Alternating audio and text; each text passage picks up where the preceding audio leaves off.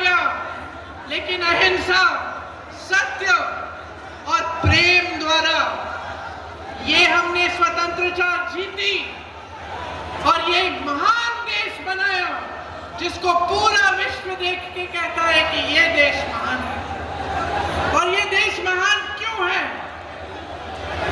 इसके लिए बहुत सारी अलग अलग वजह है, लेकिन मुख्य वजह यह है कि इस देश की स्वतंत्रता से लेकर अब तक इस देश के एक एक वासी को, चाहे वो दलित हो, चाहे वो अति पिछड़ा हो, चाहे वो महिला हो, चाहे वो गरीब हो, चाहे वो अमीर हो, चाहे वो प्रधानमंत्री हो, चाहे सड़क पे कुछ बेचता हो, चाहे वो मोची हो, चाहे वो माली हो, सबको एक अधिकार मिला और वो अधिकार था अपनी सरकार को चुनने का अधिकार, अपने वोट का अधिकार।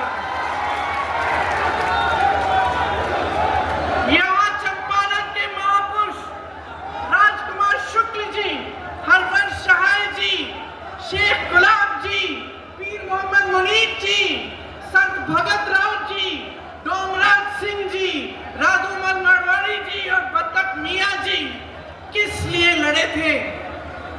किस लिए लड़े थे?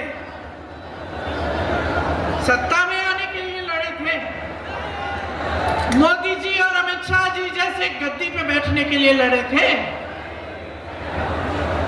आपकी स्वतंत्रता के लिए लड़े थे, आपकी इस धरती के लिए लड़े थे,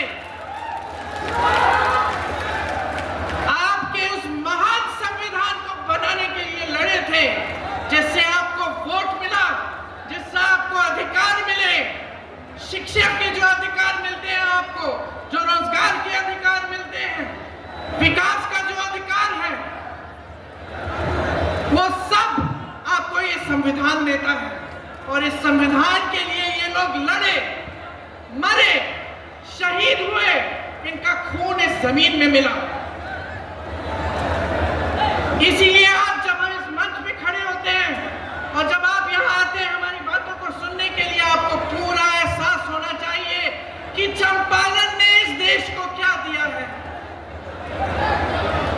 कि इस देश की स्वतंत्रता कितनी महत्वपूर्ण है, इस देश का संविधान कितनी बड़ी चीज है जिसे हमें हिफाजत से रखना पड़ेगा, जिसकी सुरक्षा हम सबके हाथों में है। देखिए, इतनी बड़ी लड़ाई लड़ी गई, ये आपके अधिकारों की लड़ाई थी। और उसके बाद ये लोग कहते हैं ना, भाजपा के नेता, कि 70 सालों में क्या हुआ। कहते हैं ना कि कांग्रेस ने 70 सालों में क्या किया, इन अधिकारों को मजबूत बनाया।